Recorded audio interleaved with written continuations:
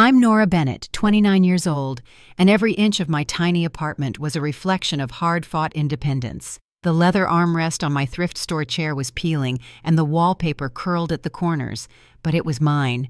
I'd spent years building a quiet life of my own design, freelance work, coffee at midnight, and bills paid by grit alone.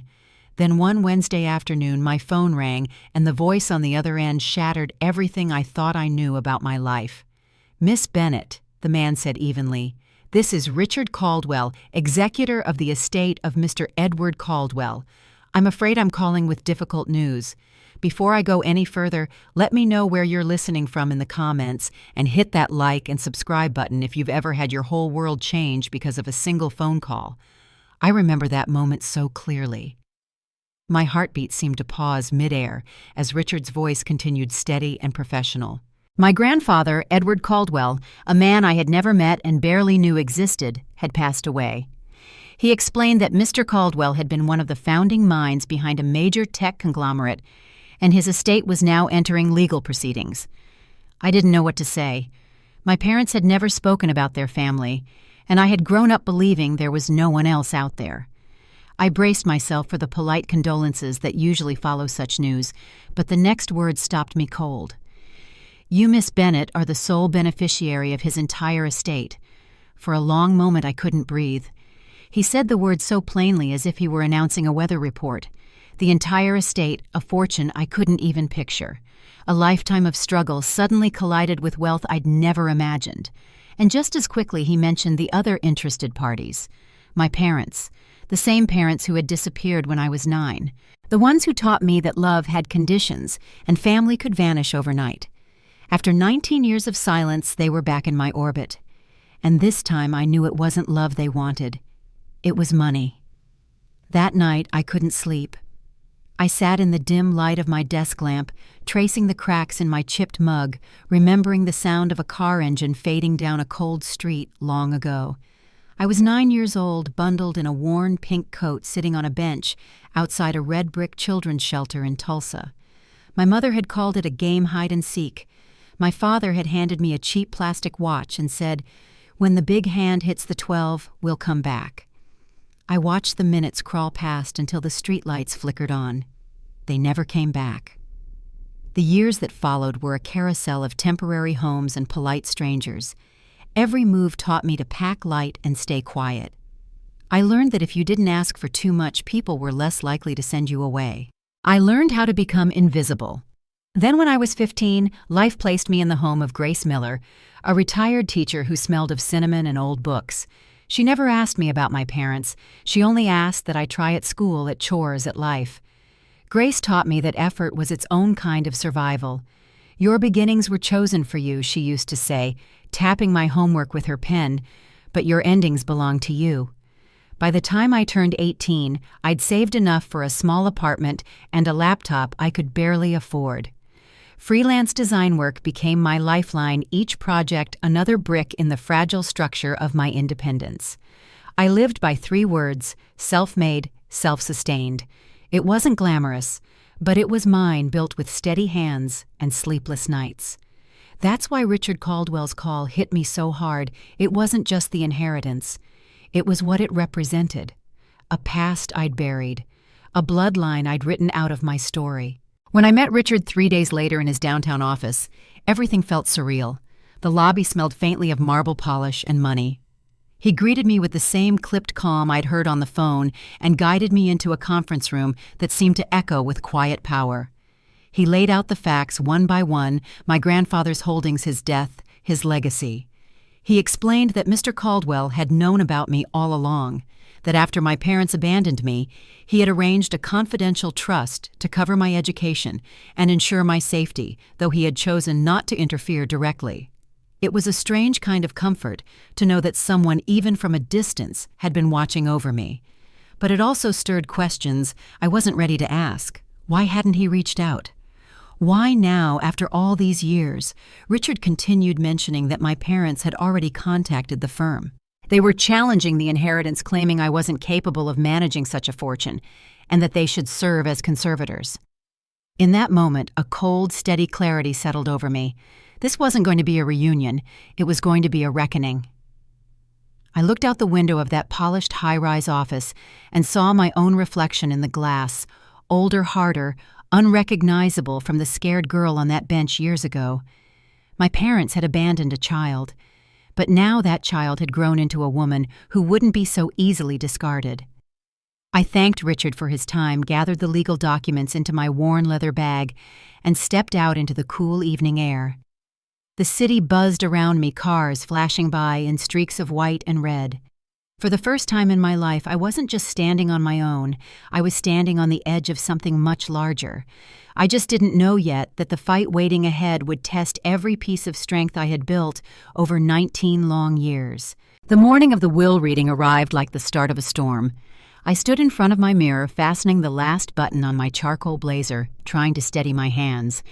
It wasn't nerves as much as it was memory.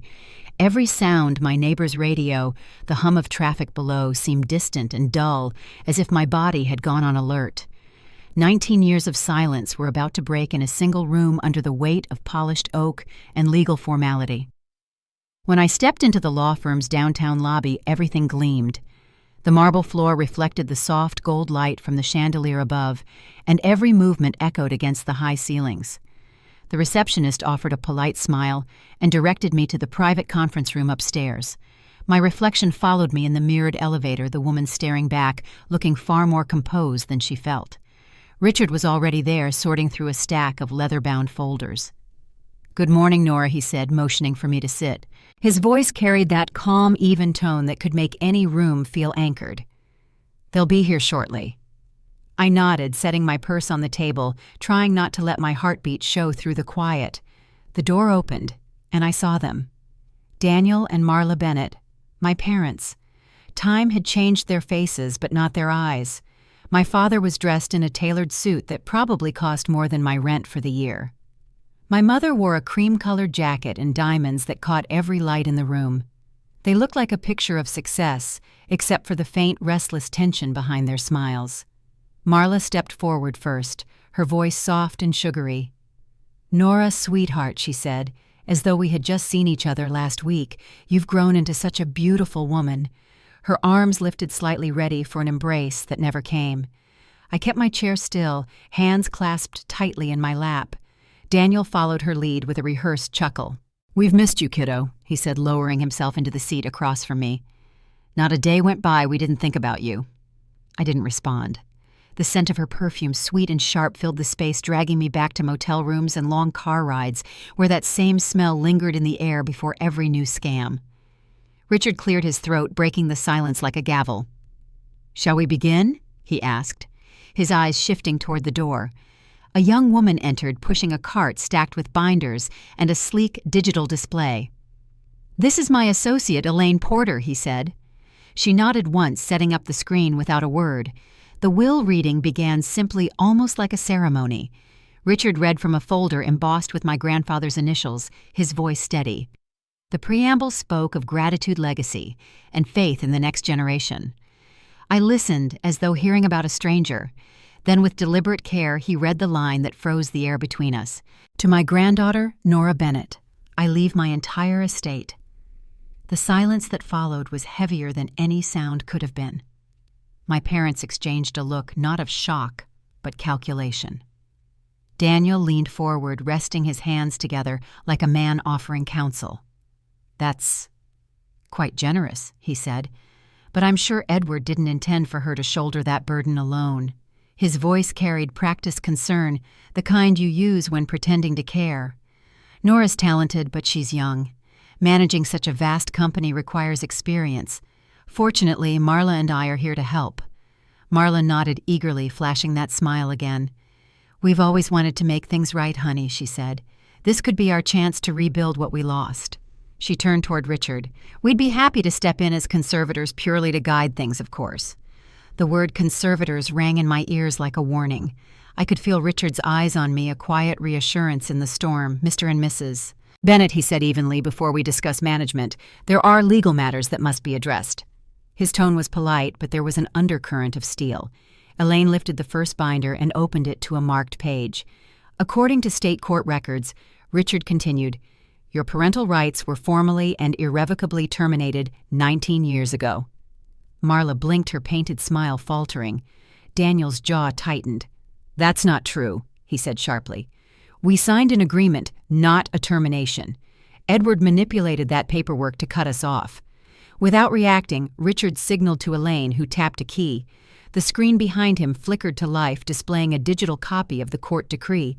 A judge's signature glared from the bottom, the date a clear reminder of the day my childhood ended. "This document was filed with the Oklahoma Family Court," Richard said calmly. "The case was finalized on December 10th. Your signatures appear here." Marla leaned forward, squinting at the screen. "He must have tricked us," she whispered. "We never meant to give her up for good." Daniel slammed his fist on the table. "He paid us off," he shouted. "He took our daughter and rewrote history." The sound echoed through the room, sharp and ugly. I didn't flinch. For once, it wasn't fear holding me still, it was clarity. Elaine opened another binder, revealing copies of old letters, bank records, and surveillance photos.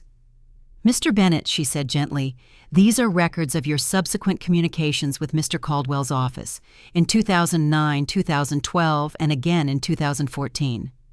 The images told a story. Their words couldn't erase anonymous letters demanding money visits to corporate offices under false names. Every line of evidence stripped away another layer of their performance."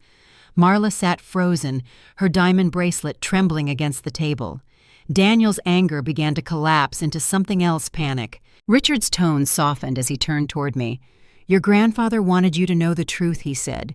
"He ensured your safety, your education, and your independence. Everything he did was to protect you from further harm." His words hung in the air, calm and final. Daniel leaned forward again, his voice cracking. "You think he protected her?" He spat. "He stole her. He bought her future." His eyes met mine, wild and desperate. "You don't know what that man did to this family." I met his stare without blinking. "You sold me," I said quietly.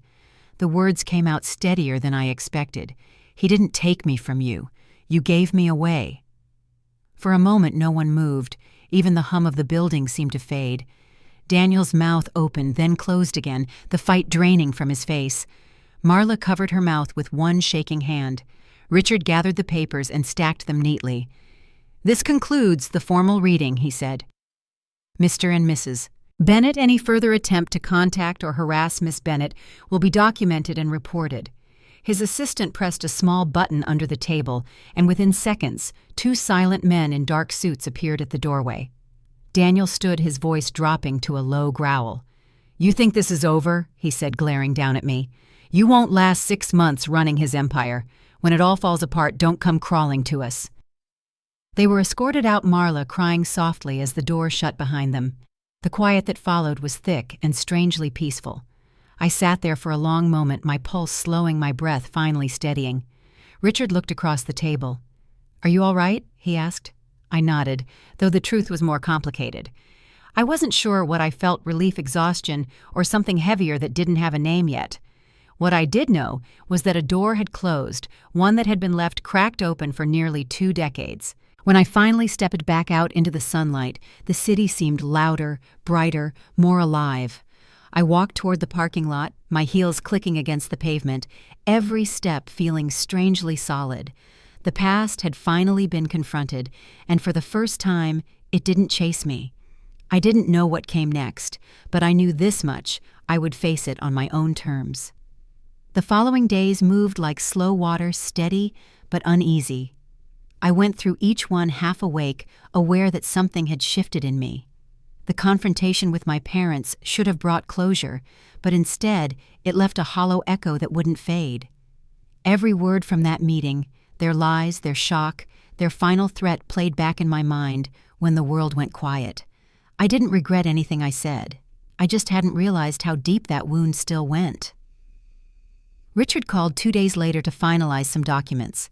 I met him at the firm again, but the atmosphere was lighter this time. He greeted me with a faint smile. "You handled yourself with remarkable composure," he said. "I've seen seasoned executives crumble under less pressure." I nodded, unsure what to say. Strength for me had never been a choice, it was a habit. He went over a few final details and then paused. "There's one more matter," he said carefully. "Your grandfather's holdings are extensive.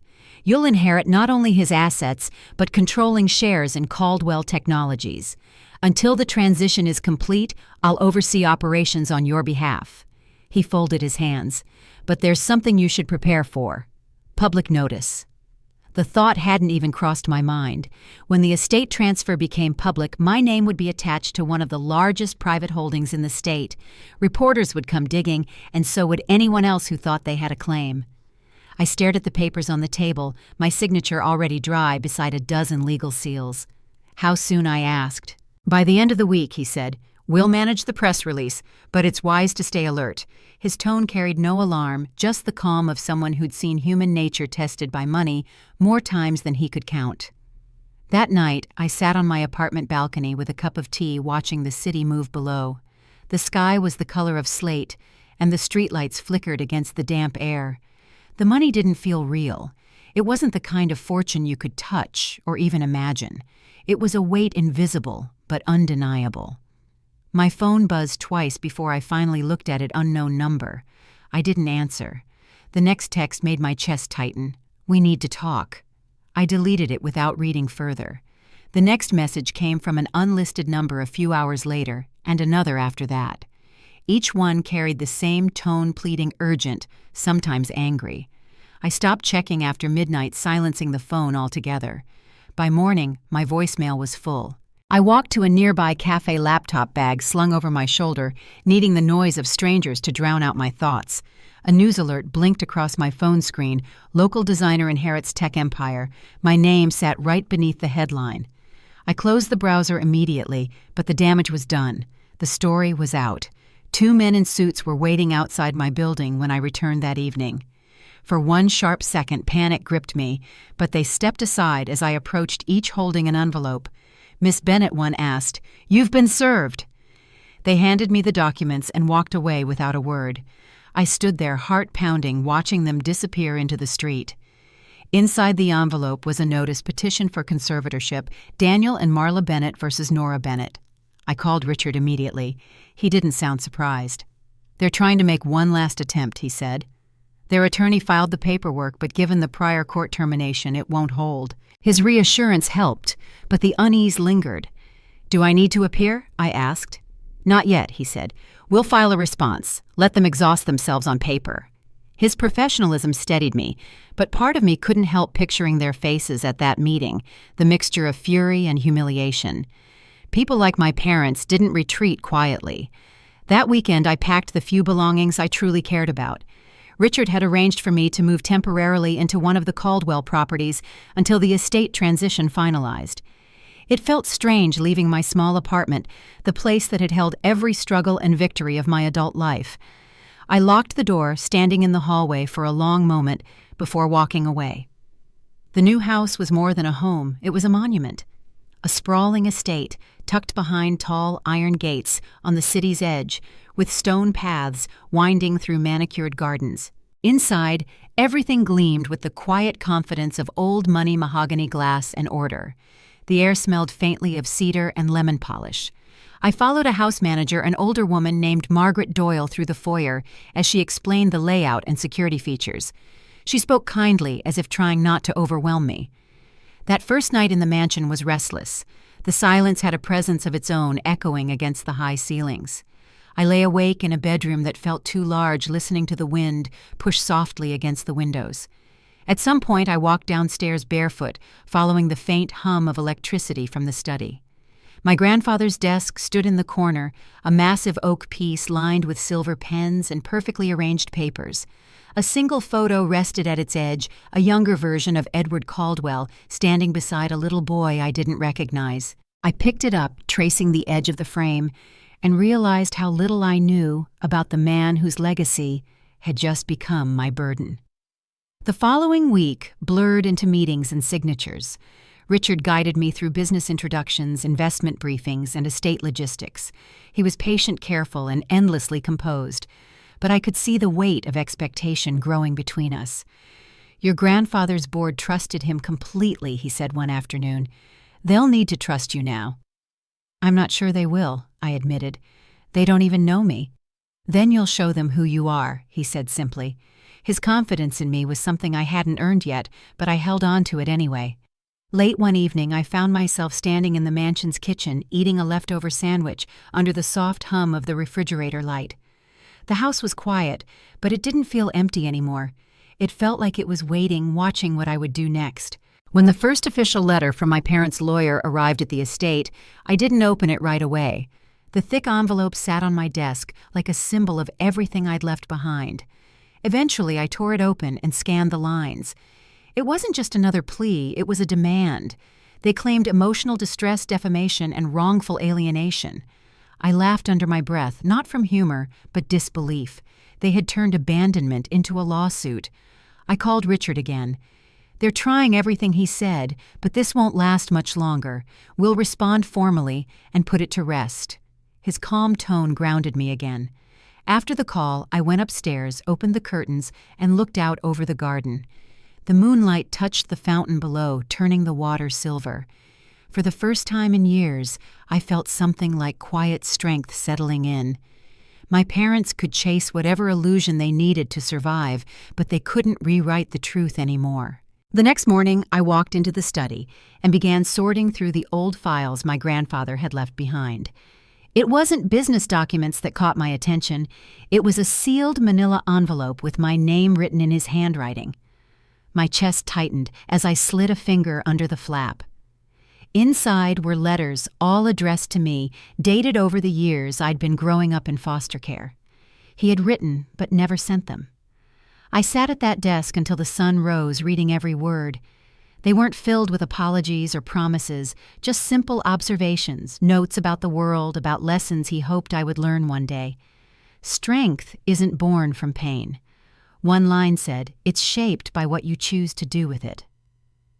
By dawn, the exhaustion that had clung to me for weeks began to ease. The anger, the fear, even the uncertainty felt smaller. The fight wasn't over yet, but I finally understood what my grandfather had tried to build and what he'd left for me to protect. The morning after I discovered my grandfather's letters, I felt lighter but also unsettled.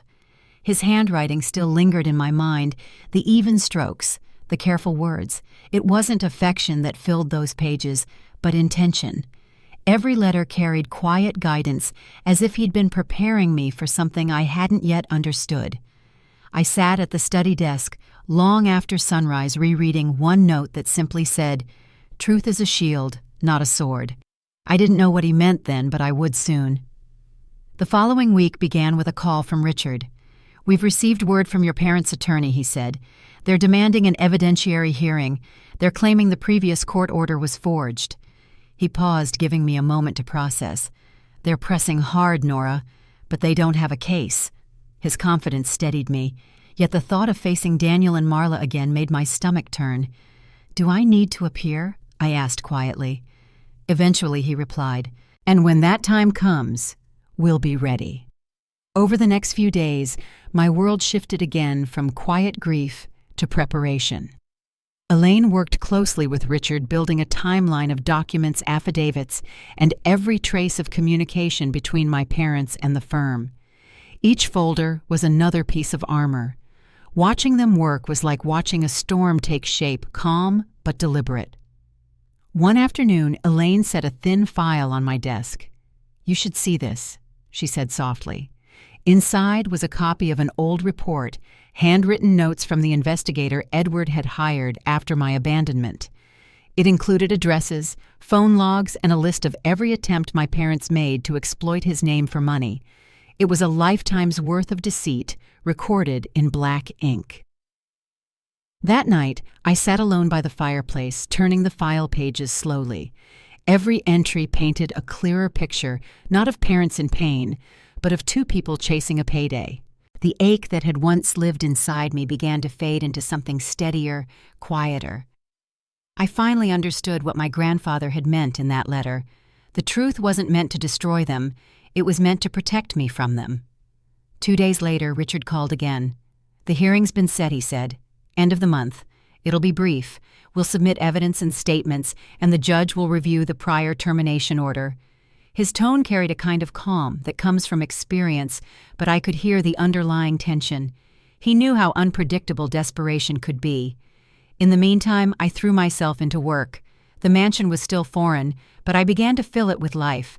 I spent my mornings in the study answering emails and sketching designs again. The creative rhythm was grounding. Margaret checked in on me daily, always bringing coffee at the same time. She had a motherly patience that reminded me of Grace. Some nights we sat at the kitchen table while she told stories about the years she'd worked for Edward. He didn't talk much, she said, stirring her tea, but he noticed everything. I think he always knew how this would unfold. When the day of the hearing arrived, the courthouse felt colder than I remembered from my few visits during foster care years. Richard walked beside me through the marble hallways, calm and steady. Elaine followed, carrying the documents. We entered the small chamber where my parents sat with their lawyer, Mr. Briggs, a tall man with sharp features and a voice too smooth to trust. Daniel avoided my eyes, but Marla gave me a fleeting smile, the kind that didn't reach her face. The proceedings were brief, just as Richard had said. The judge, a composed woman named Judge Harper, reviewed each document, her reading glasses balanced low on her nose. Richard spoke clearly, presenting the official termination order, the original settlement records, and the investigator's report. Mr. Briggs interrupted twice, objecting to the report's inclusion, but each time the judge overruled him.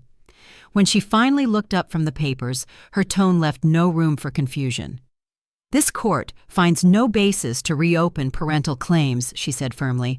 "All prior orders remain valid and enforceable. Petition denied."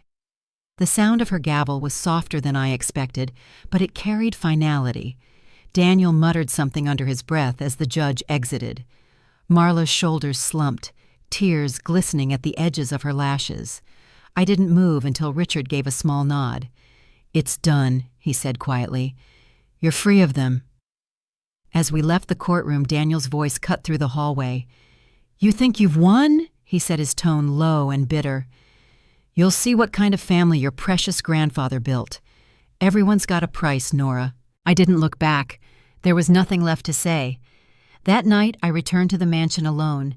The sunset poured through the tall windows, casting gold across the study walls. The documents from the case still sat on the desk, a silent monument to what had been settled. I took a slow breath and opened the window, letting the air move through the room. For the first time in my life, I felt completely untethered from them. No guilt, no what-ifs, no unfinished sentences.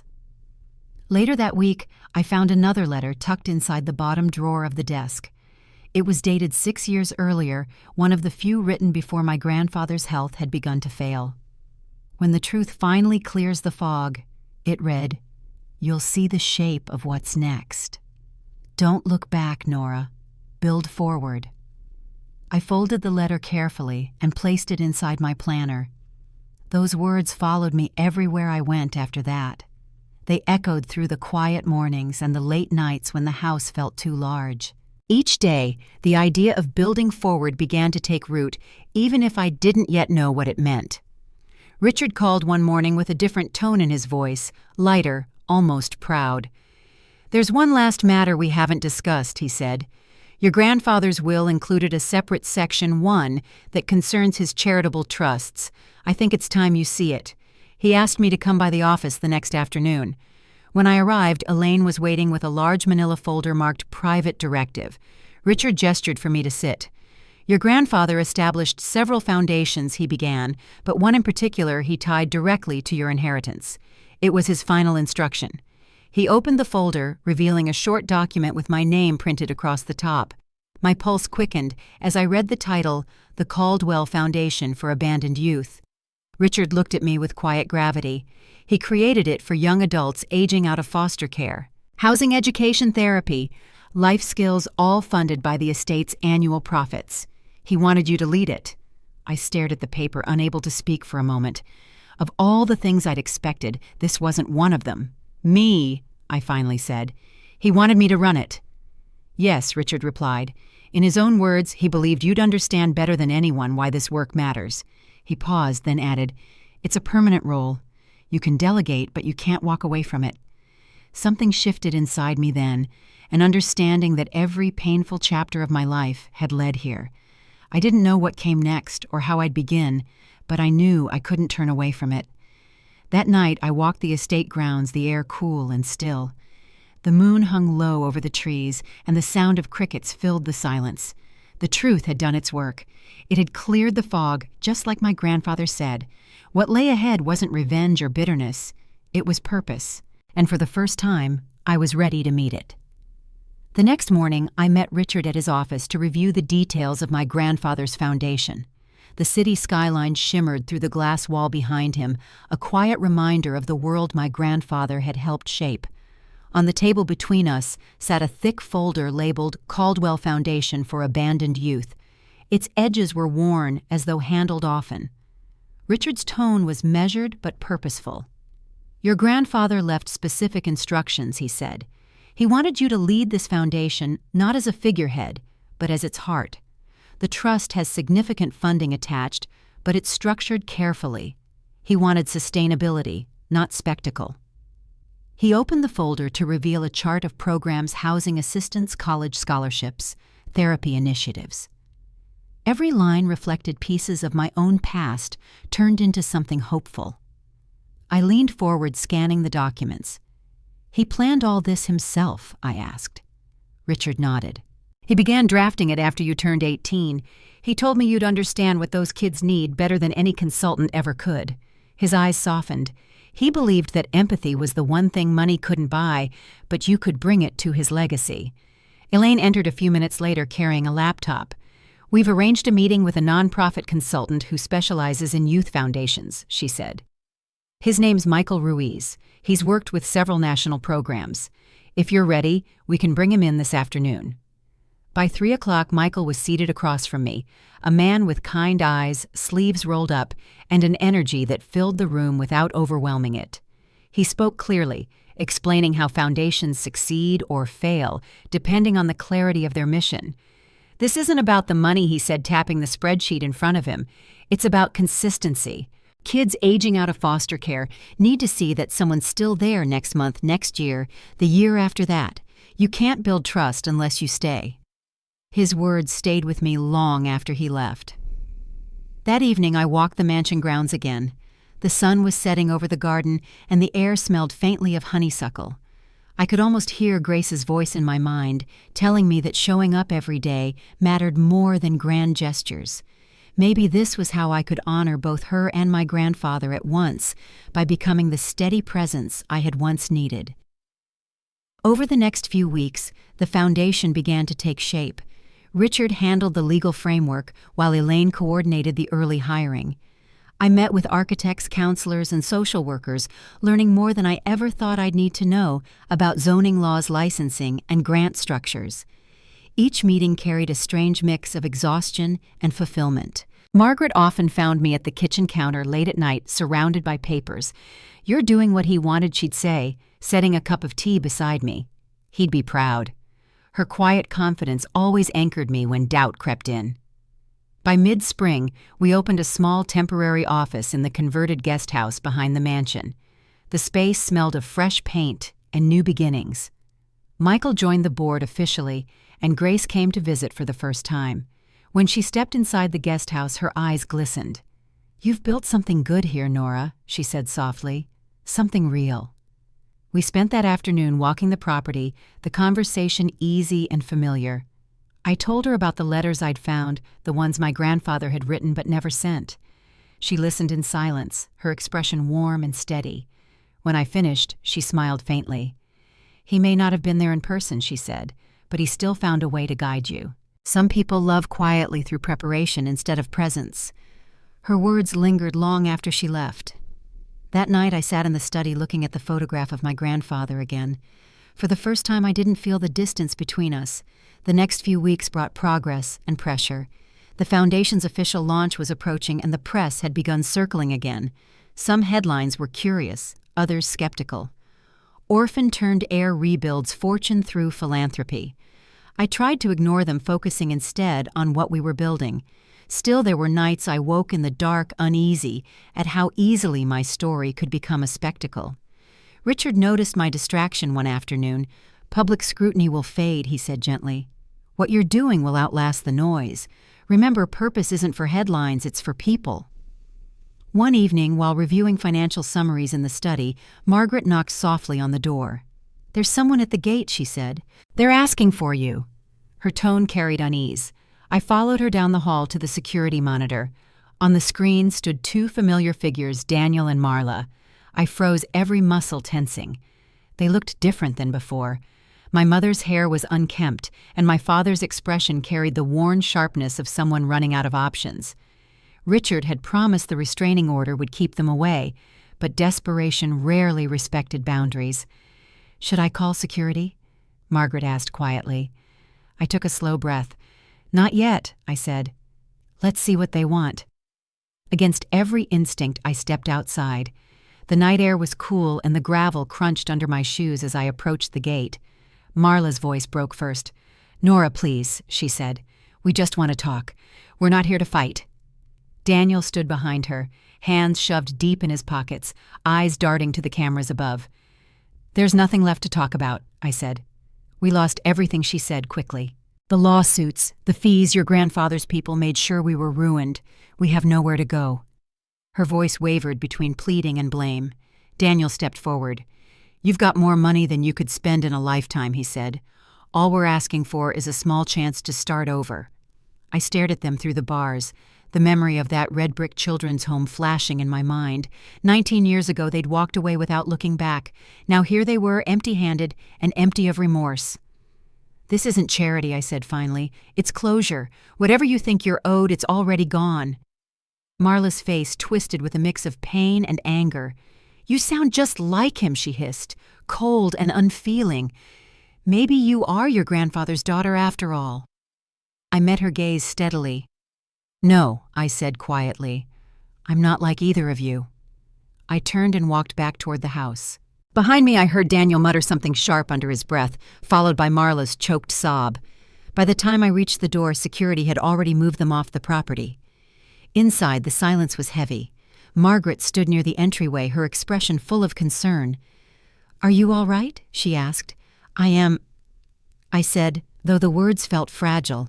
I wasn't angry or afraid, just tired. The encounter had closed something inside me that had been left slightly open all this time. Later that night, I found myself back in the study again, the letter from my grandfather still on the desk. "Build forward." It was the phrase that had become my compass, and now I understood that moving forward sometimes meant shutting the door on what tried to drag you backward. The next morning, I called Richard and told him what had happened. He listened quietly before replying, "They'll fade out now, Nora. People like that always do, once they realize there's no more control to be had." He paused for a moment. "You handled it right." When the call ended, I opened the window again. The morning light spilled across the papers scattered on my desk, the plans, the budgets, the outlines for the first group of residents we'd soon welcome. The mansion no longer felt like an inheritance or a burden. It was becoming something else entirely, a foundation in every sense of the word. I stood there for a while, watching the garden sway in the breeze. The world outside was beginning to quiet, but inside something new had started to take root. Spring melted slowly into early summer, and with it came the first real test of the foundation. The first group of residents, 8 young adults who had recently aged out of foster care, arrived at the estate's renovated training center. I stood by the entryway as the vans pulled up, trying to hide the nerves fluttering in my chest. Each face that stepped out looked both hopeful and cautious, a reflection of something I knew too well. Michael greeted them one by one, explaining how the program worked: shared apartments, counseling sessions, job training, and access to college scholarships. It wasn't just a shelter, it was a bridge. Watching them carry boxes into the dorm rooms reminded me of the night I first moved into my own tiny apartment, terrified but determined. The memory felt distant now, softened by time and purpose. That evening, the group gathered in the courtyard for a welcome dinner. Margaret and the kitchen staff had prepared everything: roasted chicken cornbread and a peach cobbler that filled the air with warmth. Laughter came slowly, then freely, the way it always does when strangers start to feel safe. I stayed mostly in the background, not as a benefactor, but as someone quietly taking it all in. Later, as the lights dimmed and the last plates were cleared, one of the residents, a tall boy named Caleb, approached me. "You're the one who started this place, right?" he asked. When I nodded, he hesitated. "I just wanted to say thanks. People always talk about helping kids like us, but they never really do it." His voice cracked on the last word. I didn't have the right response, so I just told him the truth. "You deserve better," I said. "We're just here to make sure you get it." The next few weeks became a blur of early mornings and long nights. The program grew faster than we expected. Michael managed the finances and hired new staff, while Elaine handled contracts and partnerships. I learned more about leadership in those months than in all my years of independence. For the first time, the house didn't feel like a museum. It felt alive, filled with voices, movement, and purpose.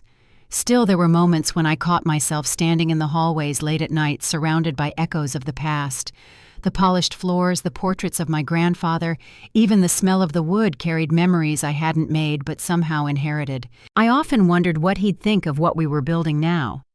One afternoon, Richard invited me to the firm for what he called a routine update. His office, as always, was immaculate. Folders aligned every pen in place. He poured 2 glasses of water and sat across from me.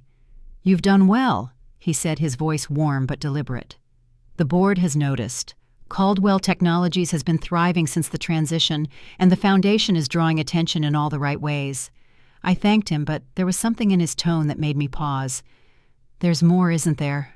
He smiled faintly. "There is. The board would like you to consider taking a more active public role, not just as an heir, but as chair of the company." The words landed like a shockwave. I'd spent months adapting to the foundation, not running a corporation. "Me?" I asked quietly. "I'm not a CEO, Richard. I'm a designer. A caretaker at best." "You're a leader," he corrected gently. "You've already proven that. Your grandfather built his empire on innovation, but he left the human part to you.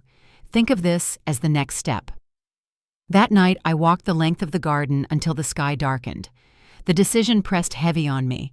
Running a company meant stepping into my grandfather's shadow completely. It meant returning to a world I'd never wanted, one built on wealth, power, and public scrutiny. But the foundation needed stability, and if I didn't step up, someone else would. Grace called the next day as if she'd sensed the weight in my voice. "When life gives you something hard," she said, "it's usually because you're ready for it, even if you don't feel that way yet." Her calm, steady wisdom had always been my compass. I didn't answer right away, but I knew she was right. A week later, I accepted the board's offer. The announcement went public, and for days the media buzzed again. Headlines painted me as an unlikely heiress stepping into her grandfather's empire, a modern story of redemption and fortune. I tried not to read any of it. Instead, I focused on the work, meeting department heads, visiting labs, and learning the structure Edward had built from the ground up. At first, I expected resistance, but the employees welcomed me with a quiet respect I hadn't anticipated. Some had worked under my grandfather for decades. One engineer, a soft-spoken man named Tom Riley, told me, "He was a visionary, but he wasn't always easy to work for. I think he'd like the way you listen." That sentence stayed with me. Listening was the one thing I'd learned in survival, and now it seemed to matter here, too. The days grew longer, but the rhythm of it all began to make sense. Every decision tied back to something larger, the foundation, the legacy, the people depending on both. Then late one evening, Richard called. His voice was steady, but I heard the tension beneath it. "We received a notice from the county prosecutor's office," he said. "Your parents are under investigation for financial misconduct. It appears some of their previous schemes resurfaced after your grandfather's passing." I didn't ask for details. I already knew how that story went. "Will they be arrested?" I asked. "Possibly," he said. "But that's not your concern anymore. You're legally untouchable in this matter. I just thought you should know." After the call, I sat in silence for a long time. There was no satisfaction, no victory, just the quiet realization that some people never change. They were still chasing the next score, even as the world moved on without them. The following morning, I met with Michael at the Foundation's new downtown office. We were finalizing the plans for our first scholarship program aimed at supporting students from the foster system who wanted to study design engineering or social work. "We'll name it after Grace," I said, sliding the draft proposal across the table. "She taught me what consistency means." Michael smiled. That's perfect. The day ended quietly, but as I walked through the mansion later that night, I felt something shift. The house no longer carried the ghost of my past. It carried momentum. The piano in the corner, the polished floors, the scent of tea Margaret left steeping on the counter, it all felt like home. When I reached the study, I found another sealed envelope waiting on the desk. Richard must have placed it there earlier. It was from the estate archives marked simply, Final Addendum Personal Directive. I unfolded the letter and recognized my grandfather's handwriting immediately.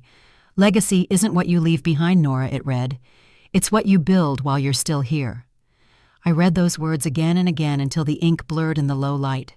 That night, I finally understood the quiet purpose behind every step he'd taken and why he'd chosen me. Outside, the wind carried the faint sound of laughter from the guest house, where the residents were still awake, probably sharing stories about their day. For the first time in years, I didn't feel like a survivor or an heir. I felt like a continuation. The summer that followed was unlike any I'd lived before. The foundation was running smoothly, the company was thriving, and for the first time, the estate felt less like an inheritance and more like a home. Yet peace had a strange way of bringing reflection. I often found myself walking through the garden at dusk, listening to the cicadas hum in the distance, thinking about the long road that had led here. One afternoon, Michael stopped by the mansion with a stack of folders under his arm. "It's official," he said, setting them on the kitchen table. "The first batch of scholarships has been awarded. 6 students, 3 for design, 2 for engineering, 1 for social work." His smile reached his eyes. "Grace will be proud when she hears." Hearing her name brought a warmth I hadn't felt in days. I called her that evening, and she answered on the second ring. "So it's happening," she said, her voice full of quiet satisfaction. "I told you it would work. You built something lasting, Nora." I could hear the faint sound of her radio in the background, the same station she'd listened to when I was a teenager. It made me smile. In early August, we hosted the Foundation's first formal dinner. The event hall downtown buzzed with low conversation and clinking glasses. Alumni from foster programs, business leaders, and local educators all gathered under soft golden light. Richard stood beside me at the podium as I spoke, my palms steady on the wood. "This foundation isn't about me," I said. "It's about every young person who ever felt forgotten. We're here to prove that the story doesn't end when the system lets you go." When the room broke into applause, I caught Richard's faint nod, pride not of wealth, but of purpose. After the event, I found Margaret waiting by the coat check, smiling in her quiet way. "He would have liked this," she said. She didn't need to name him. I knew she meant my grandfather. Weeks passed in a blur of meetings, travel, and quiet evenings. I began to settle into a rhythm, splitting my time between the company and the foundation. Tom, the senior engineer, became an unexpected ally. We met every Friday to review project updates, and over time our conversations turned less formal. He told me stories about my grandfather in his younger years, the stubbornness, the drive, the flashes of kindness that surprised people. He wasn't an easy man, Tom said one afternoon, but he had a soft spot for those who earned his trust. I think you remind people of that side of him. Not long after that, Richard called with news that brought everything full circle. "The prosecutor's office finalized the charges against your parents," he said. "Fraud, wire transfers, and identity theft. It's over now." His voice carried no satisfaction, only finality. I thanked him quietly, unsure what else to say. That night I sat on the terrace long after sunset. The garden lights flickered against the dark sky, and the air smelled of rain. I realized I hadn't thought about Daniel or Marla in weeks. The anger had faded into something quieter, a simple understanding that justice in its own time had arrived. The next morning I drove to Grace's house for the first time in months. Her kitchen still smelled of cinnamon, and her cat still claimed the same spot by the window. We sat at her small table surrounded by stacks of books and old photographs. I told her about the dinner, the scholarships, the letter from the prosecutor's office. She listened without interruption, then reached across the table and squeezed my hand. "You've closed every door that ever tried to keep you out," she said. "Now it's time to start living in the house you built." Her words followed me home. When I returned to the mansion that evening, the house no longer felt large or intimidating. It felt complete. A week later, the board meeting at Caldwell Technologies took an unexpected turn. After we concluded the quarterly report, one of the directors, a dignified woman named Patricia Lang, spoke up. Edward's legacy was vision, she said, but legacy means nothing if it doesn't evolve. Under Nora's leadership, the company has expanded responsibly, and the foundation has restored public trust in our name. I think it's time we make it official. She turned toward me. I move that Nora Bennett be named permanent CEO of Caldwell Technologies. The room went silent. Then another hand rose. Seconded. Richard's expression softened as the votes came in one by one. When the motion passed unanimously, he stood and extended his hand. "Congratulations, Ms. Bennett," he said with quiet pride. Edward would have approved. The rest of that day passed like a dream.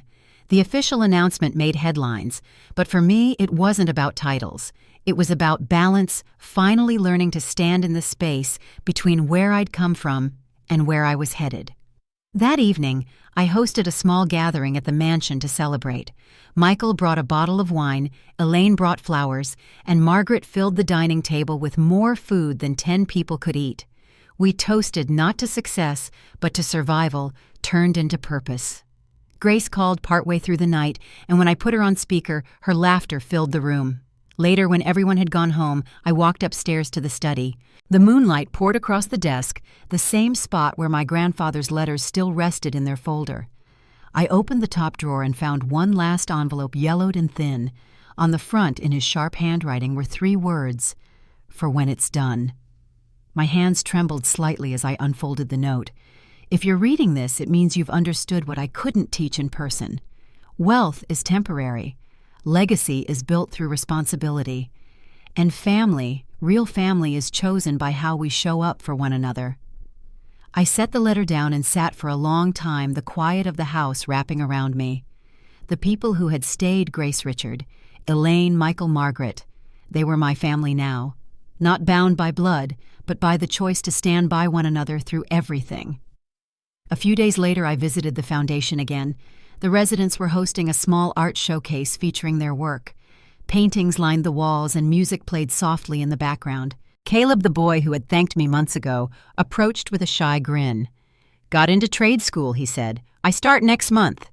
"That's incredible," I said, and meant it. He smiled wider. "Couldn't have done it without this place."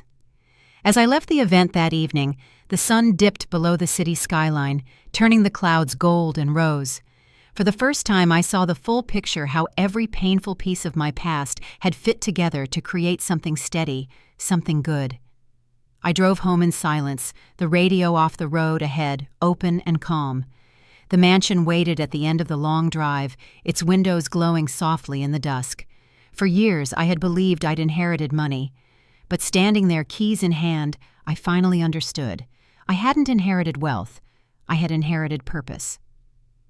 The morning after the art showcase, I woke before sunrise.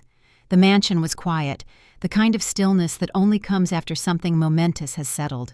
I walked barefoot through the hallways, passing portraits of my grandfather and landscapes he'd collected over decades. The house no longer felt like his or like mine. It felt like both carrying traces of 2 very different lives that had finally learned how to coexist. Downstairs, the kitchen light was already on. Margaret was brewing coffee, humming softly as she did every morning. She looked up with her usual knowing smile. "Big day?" she asked. I smiled back. "Maybe the biggest." She handed me a cup, and for a moment it felt like every chapter of my life had converged in that simple exchange, care given freely without motive or condition. That afternoon, I drove to the Foundation's training center for the official dedication ceremony. The sky was bright, a perfect autumn blue. Banners with the Foundation's name fluttered gently in the breeze. The courtyard was filled with the resident staff and partners who had helped build this place from a dream into something real. At the center stood a bronze plaque covered with a linen cloth. Michael approached with the program in his hand. "Whenever you're ready," he said quietly. I nodded and stepped up to the podium.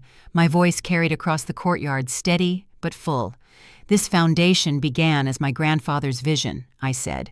but it became something larger than either of us could have imagined. It belongs to everyone who's ever needed a second chance. I paused, catching Grace's eyes in the front row. She gave me that small, proud nod I'd seen 100 times before. When I pulled the cloth from the plaque, the engraved letters gleamed in the sunlight. The Grace Miller Center for Youth Empowerment, founded in partnership with the Caldwell Foundation for Abandoned Youth. The applause that followed wasn't loud or ceremonial. It was genuine, like a sigh of completion, shared by everyone there. Grace covered her mouth, tears filling her eyes, and I could see her shaking her head speechless. I stepped down and hugged her, the kind of hug that closes a circle. Later, as guests lingered, Richard joined me by the fountain. He stood with his hands clasped behind his back, looking at the building with quiet satisfaction. He'd be proud, he said softly. I glanced toward the horizon where the sun was beginning to fall behind the trees. I hope so, I replied. Richard smiled faintly. You don't have to hope, Nora. You've honored both his name and your own. That evening, after everyone had gone, I stayed behind to lock up. The courtyard was empty now, lit only by the soft glow of the lamps. I walked the path leading to the main door, my footsteps echoing against the stone. I thought about everything that had brought me here. The bench outside the children's home, the years of drifting from one foster house to another, the phone call that changed everything. Somehow, all of it had led to this quiet peace. When I returned to the mansion, the air smelled faintly of rain. I climbed the staircase to the study, the same room where I'd read my grandfather's letters for the first time. The desk was tidy now, the papers filed away, the last envelope sealed in its folder. I sat in his old chair and looked around the room that had once felt intimidating. Now it just felt familiar. I took a deep breath and opened the window. The night breeze swept in cool and gentle, carrying the sound of distant laughter from the guest house. The foundation's residents were still awake, celebrating in their own way. I smiled, letting the sound wash over me. That laughter was the proof that everything I'd fought for had meant something. As the clock on the wall ticked softly, I realized how much had changed, not just the world around me, but the one inside me. I used to measure success by survival, by how quietly I could move through the world without depending on anyone. But now I understood what my grandfather had tried to teach through his silence. Independence wasn't about standing alone. It was about knowing when to stand with others. Before heading to bed, I walked to the window one last time. The garden below shimmered under the moonlight, the fountain reflecting tiny ripples of silver. I thought about my parents not with anger, but with acceptance. Their choices had shaped me, but they no longer defined me. The life I had built was no longer a reaction to their abandonment. It was an answer to it. I left the study light on as I closed the door, letting it cast a soft glow down the hallway. Every home needs one light that stays on through the night, a quiet promise that someone once made it through the dark. As I lay in bed, the hum of the rain began against the windows, steady and soothing. My mind drifted through all the people who had stayed: Grace Richard, Margaret Elaine, Michael Tom. Each of them had been a different kind of family, chosen and proven through constancy. It struck me that maybe that was the true inheritance my grandfather had left, not his wealth or his empire, but the ability to see love as something you build, not something you wait for. The storm passed quietly by morning. The air was clear again, the garden sparkling with dew. I stood at the balcony, coffee in hand, watching the first light stretch across the trees. For the first time I felt whole, no unfinished business, no unanswered questions. Just the calm that comes when justice has been served and life has begun again on your own terms. If you've ever had to start over to find your own meaning in the ruins someone else left behind, I hope this story reminds you that peace isn't found in perfection, it's built one choice at a time. And if you're still on that road, trying to find your way back to yourself, take a deep breath and keep going. You'll get there. Before you go, tell me in the comments what part of this story stayed with you, and if it spoke to something in your own life, share it with someone who might need to hear it too.